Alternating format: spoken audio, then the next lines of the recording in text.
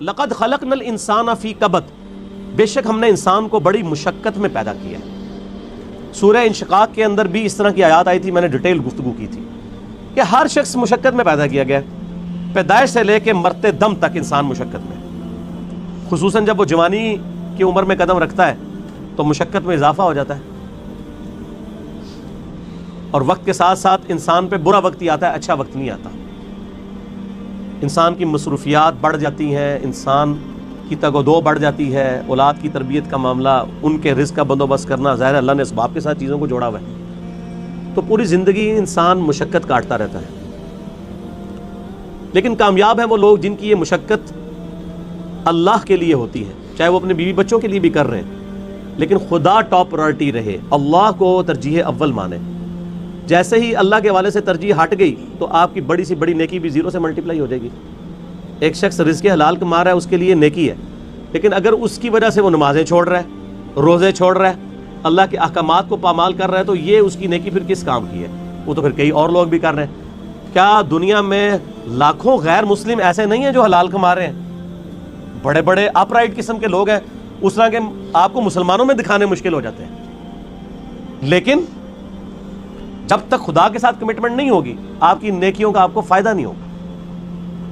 تو انسان کو مشقت میں اللہ نے پیدا کیا، ماں کو بھی مشقت اٹھانی پڑتی ہے، باپ کو بھی اٹھانی پڑتی ہے، اور انسان جب یعنی بچپن میں تو اس کی بڑی بادشاہ والی زندگی ہوتی ہے، جو جوانی میں قدم رکھتا ہے اس کی مشقت کا دور شروع ہو جاتا ہے، حتیٰ کہ انسان اس زندگی سے فارغ ہو جاتا ہے۔ اتنی تکلیفیں اٹھانے کے بعد ابھی آخرت کی تکلیفیں باقی ہیں۔ اگر کسی نے دنیا میں اللہ کی مرضی کی زندگی گزاری تو اس کی یہ مشقت عارضی ہے، ہمیشہ کی کامیابیاں اس کا مقدر ہیں، اور اگر کسی نے دنیا اپنی مرضی کی گزاری تو یہاں پہ کتنی عیاشی کر لے گا، وہ الٹیمیٹلی مر کے ہمیشہ کی زندگی میں اللہ تعالیٰ کے حضور اسے ناکامی کا سامنا کرنا پڑے گا، اور ہمیشہ کی مشقتیں، ذلت اور عذاب اس کا مقدر ہونے والی ہیں، وَلِعَاذُ بِاللَّهِ تعالی۔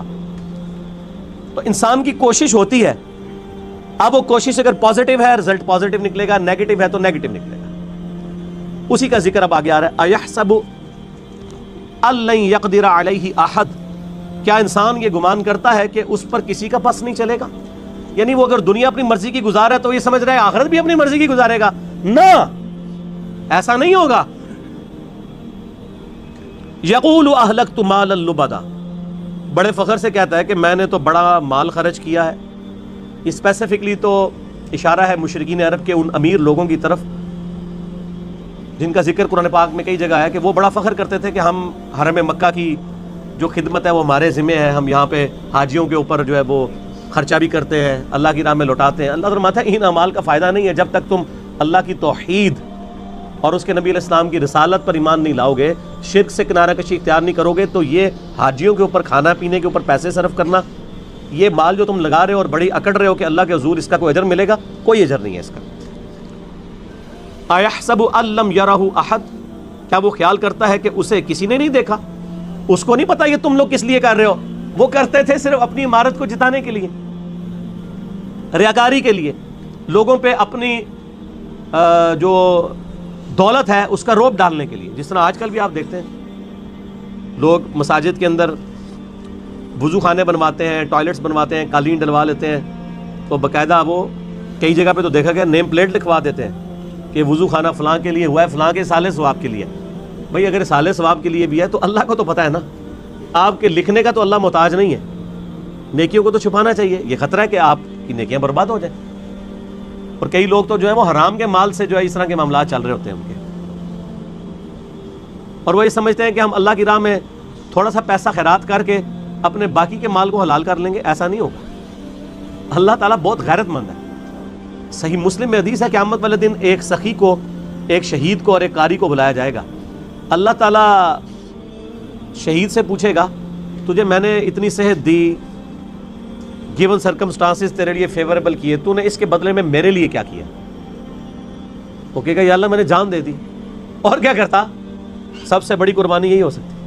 اللہ فرمائے گا تو نے جان اس لیے دی تاکہ لوگ تجھے کہیں بڑا بہادر ہے، تو تجھے دنیا میں لوگوں نے بڑی تعریف کی تیری، تجھے دنیا میں اجر مل چکا ہے اس ریاکاری کا، اوندا منہ کر کے دوزخ میں ڈال دیا جائے گا۔ وَلِعَاذُ بِاللَّهِ تَعَالَى اللہم اجرنا من النار، آمین۔ سخی سے اللہ پوچھے گا تجھے اتنا مال دیا تھا تو نے میرے لیے کیا کیا ہے؟ کہ یا اللہ میں نے اتنا صدقہ اور خیرات کیا تیرے علم میں، حتیٰ کہ میں نے مسجدوں میں نیم پلیٹ بھی اپنے نام کی لگوائی ہے، تجھے نظر نہیں آتی وہ پلیٹیں؟ یہ میں کہہ رہا ہوں اس کی ایکسپلینیشن۔ اللہ فرمائے گا تو نے اس لیے سب کچھ کیا تاکہ لوگ کہیں بڑا سخی ہے، تو دنیا میں تیری بڑی تعریف ہوئی ہے۔ آج بھی آپ دیکھ لیں، میں نام لیے بغیر کہتا ہوں، لاکھوں کے دسترخوان روزانہ کے چلا رہے ہیں حرام کے مال کے اوپر، اور لوگ ان کی بڑی تعریف بھی کرتے ہیں، دیکھیں جی چلے جو کچھ بھی ہے غریبوں کو کھلا بھی تو رہا ہے نا۔ یہ کرائٹیریا دنیا میں ٹھیک ہے۔ یہ فرزانہ ڈاکو والا معاملہ جو ہے نا، وہ کہ بھی ایک ڈاکو وہ امیروں سے لوٹ کے غریبوں کی مدد کرتا تھا، یہ فلموں میں اچھا ہے، اللہ تعالیٰ کے لیے نہیں ہے۔ اللہ تو ایک کسی بھی کریٹیکل ریزن کی وجہ سے زیرو سے ملٹیپلائی کر دیتا ہے سب کچھ، بے پرواہ ہے نا۔ سر آپ اپنی داڑھی پگڑی نمازوں سے اور بڑے بڑے دسترخوانوں سے عوام کو دھوکہ دے سکتے ہیں، اللہ کو نہیں۔ صحیح مسلم میں حدیث ہے، اللہ تعالیٰ تمہارے شکلوں اور تمہارے مال کو نہیں دیکھتا، دلوں اور اعمال کو دیکھتا ہے۔ شکل بھی نہیں دیکھنی اور مال بھی نہیں دیکھنا۔ آپ لوگ کیا دیکھ رہے ہوتے ہیں؟ بڑا نورانی چہرہ ہے، اللہ کا کتنا کرم ہے اس پہ، کتنی دولت ہے، اور اللہ کا فرما رہا ہے دل اور اعمال۔ حتیٰ کہ صحیح بخاری میں آتا ہے، اور اس کا ذکر اشارتاً سورہ توبہ میں بھی آیا ہے۔ جب نبی علیہ السلام نے اپیل کی نا غزوہ تبوک کے موقع پر، رومن امپائر سے لڑنا تھا، سب سے بڑی سپر پاور، تو چندے کی اپیل کی، تو ایک صحابی نے پوری رات ایک یہودی کی یعنی مزدوری کرنے کے بعد اس کو ایک مٹھی جو ہے نا وہ کھجوریں ملی معاوضے کے طور پہ۔ بارٹر سسٹم تھا نا، ضروری نہیں کرنسی ملتی تھی، کھجوریں مل جاتی تھی، جو کے دانے مل جاتے تھے، گندم مل جاتی تھی، اور وہ ایک مٹھی کھجور لا کر نبی علیہ السلام کے پاس پیش کرتا ہے کہ میری طرف سے یہ جہاد کے لیے قبول کریں۔ وہاں پہ منافقین ہوتے ہیں جو اوپر سے مسلمان ہیں، وہ آپس میں ایک دوسرے سے ٹھٹا مذاق کرتے ہیں کہ یہ دیکھو ایک مٹھی کھجور سے کیا فرق پڑنا ہے، ٹھیک ہے۔ اور نبی علیہ السلام اتنے خوش ہوتے ہیں کہ آپ علیہ السلام ان کھجوروں کو وہ جو جتنا مال ہے اس کے اوپر یوں بکھیرتے ہیں اور فرماتے ہیں یہ سب پہ بھاری ہے، پیچھے اخلاص ہے نا۔ اسی لیے دیکھیں نیکیاں قیامت والے دن گنی نہیں جانی، تولی جانی ہے۔ مکے کے اندر رہنے والا شخص جو روزانہ 5 وقت نماز حرم میں پڑھتا ہے، ہزاروں لاکھوں نمازوں کا ثواب کماتا ہے، عین ممکن ہے کہ اس کی لاکھوں نمازیں، ایک وہ شخص جو سڑک کے کنارے مزدوری کرتا ہے، وہ مسجد تک بھی جانے میں اس کو تردد ہے، اور وہیں پہ وہ اپنا کپڑا ڈال کے جون جولائی کی تپتی دوپہر کے اندر سڑک کے کنارے کسی درخت کی چھاؤں میں صرف فرض ہی ادا کر لیتا ہے، اس کی ایک نماز ظہر ہو سکتا ہے اس کی ہزاروں نماز ظہر جو حرم میں ہے اس سے بڑھ کر ہو، کیونکہ اللہ نے نیکیاں تولنی ہے، گننی نہیں ہے۔ اگر کسی کے پاس 5 نوٹ 10-10 روپے کے ہوں اور ایک نوٹ 5000 روپے کا ہو تو ورتھ کس کی زیادہ ہے؟ 5000 کی۔ اگرچہ نوٹ وہ ایک ہے لیکن اس کی ویلیو زیادہ ہے۔ اسی طریقے سے اگرچہ حرم میں نیکیاں زیادہ ہیں لیکن ان کی ویلیو ورتھ، اسی کو وہ کہا جاتا ہے نا کہ اللہ تعالیٰ کوالٹی دیکھتا ہے، کوانٹٹی نہیں دیکھتا، کوالٹی اس کی زیادہ ہے۔ اس کو جو اللہ نے حالات و واقعات دیے تھے اس میں بیسٹ وہی پرفارم کر سکتا تھا۔ تو قیامت والے دن نیکیاں تولی جائیں گی، گنی نہیں جائیں گی۔ اور پھر اس میں آتا ہے کہ تیسرا قاری بلایا جائے گا، عالم، قرآن کا حافظ، صحیح مسلم کے الفاظ ہیں۔ ہاں بھائی قرآن کا علم دیا تھا، کیا کیا؟ کہے گا یا اللہ میں نے تو اتنے لوگوں کو تقریریں کی، اتنے واعظ کیے، اتنے درس قرآن دیے، یہ کرتا رہا۔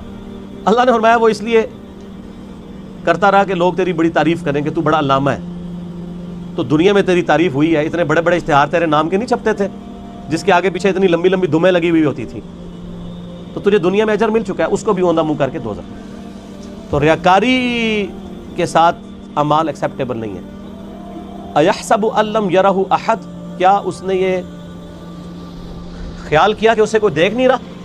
أَلَمْ نَجْعَل لَّهُ عَيْنَيْنِ، کیا ہم نے ان کے لیے 2 آنکھیں نہیں بنائیں؟ اب یہ اللہ تعالیٰ انسانوں کو مخاطب کر رہا ہے کہ جو میں نے تمہیں نعمتیں دی ہیں ان پر غور و تفکر کرو، اور پھر اس کا تقاضا کیا ہے وہ بھی آگے بیان ہوگا۔ ہم سب جتنے 100+ یہاں لوگ بیٹھے ہیں یا ہزاروں لوگ جو ویڈیو میں دیکھیں گے، کہ پوری دنیا کے انسان اپنے آپ کو سامنے رکھیں، اللہ تعالیٰ آپ سے مخاطب ہے۔ أَلَمْ نَجْعَل لَّهُ عَيْنَيْنِ، کیا میں نے تم لوگوں کو آنکھیں نہیں دیں؟ وَلِسَانًا وَشَفَتَيْنِ، اور ایک زبان اور 2 ہونٹ نہیں دیے؟ اس کے اندر قیامت مضمر ہے میرے بھائی. یہ زبان اور ہونٹ نہ ہو تو بچہ بڑا ہی نہیں ہو سکتا. اور جو ساتھ جبلی ہدایت اللہ نے دی ہے اسے پتا ہے کہ میں نے دودھ کیسے پینا ہے. بچے کو سکھانا نہیں پڑتا, وہ اپنی جبلی ہدایت, نیچرل انسٹنکٹ جسے کہتے ہیں, جیسا کہ ایک بکری کی نیچرل انسٹنکٹ ہے کہ وہ گوشت کی طرف دیکھے گی بھی نہیں اور گھاس کھائے گی, اور شیر جو ہے وہ گھاس اس کے سامنے, تازہ گھاس کیا تازہ سبزیاں بھی لا کے رکھے وہ اس کی طرف منہ بھی نہیں مارے گا, گوشت کھائے گا. اس طرح کی اللہ تعالیٰ نے ہر انسان کو بھی ایک انسٹنکٹ دی ہے جس کی وجہ سے وہ بچپن ہی سے ان چیزوں کی طرف مائل ہو جاتا ہے. ہونٹ اور زبان چوسنے کے لیے. وَهَدَيْنَاهُ النَّجْدَيْنِ, اور ہم نے اس کو دو راہیں دکھا دیں, دو گھاٹیاں دکھا دیں.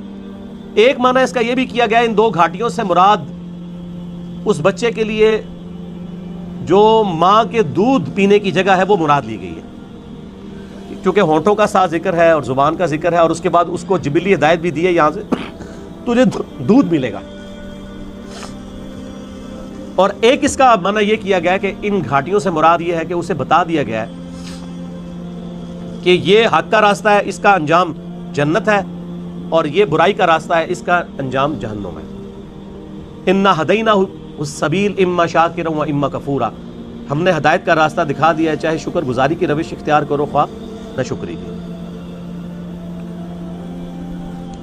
فلقتحم العقبہ, پھر وہ داخل ہی نہیں ہوا اس گھاٹی کے اندر جو اللہ کی ریکوائرمنٹ تھی کہ کون سی گھاٹی اختیار کرنے والی تھی. وما ادراک ما العقبہ, اور تمہیں کیا پتا ہم کس گھاٹی کا ذکر کر رہے ہیں. فک رقبہ, وہ گھاٹی ہے غلاموں کی گردن کو چھڑانا. میں اکثر کہتا ہوں کہ یہ جو مال خرچ کرنا ہے نا, یہ اللہ تعالیٰ کو اتنا محبوب ہے کہ قرآن حکیم میں نماز کے پیرلل ہمیشہ اللہ کی راہ میں صدقہ کرنے کا ذکر آیا ہے.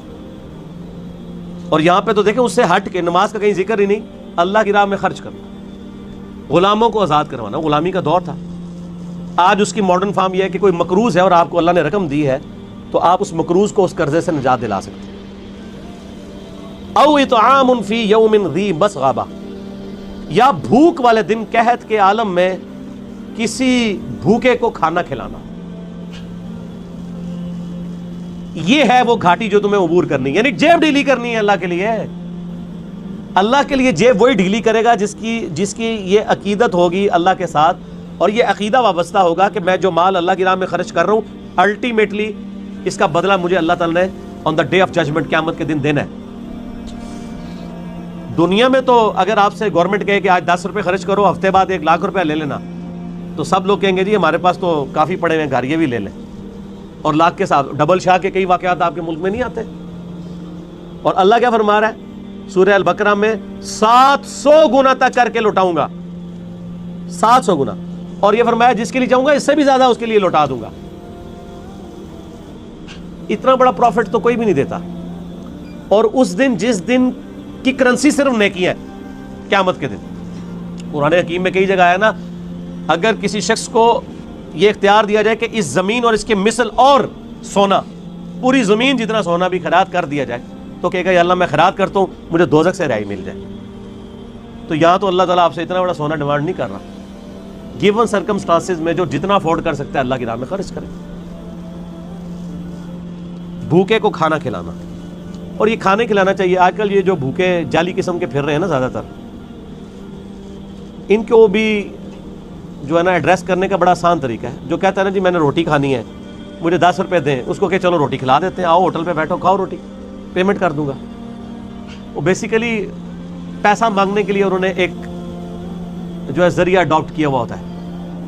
انہوں نے وہ روٹی نہیں کھانی ہوتی ہے, وہ پروفیشنل ہوتے ہیں. لیکن یہ یاد رکھیے گا قرآن حکیم میں ایون اگر کوئی پروفیشنل بیگر بھی, کوئی بھکاری آپ کے پاس آ جاتا ہے, آپ کو یہ اجازت نہیں کہ آپ اسے ڈانٹیں.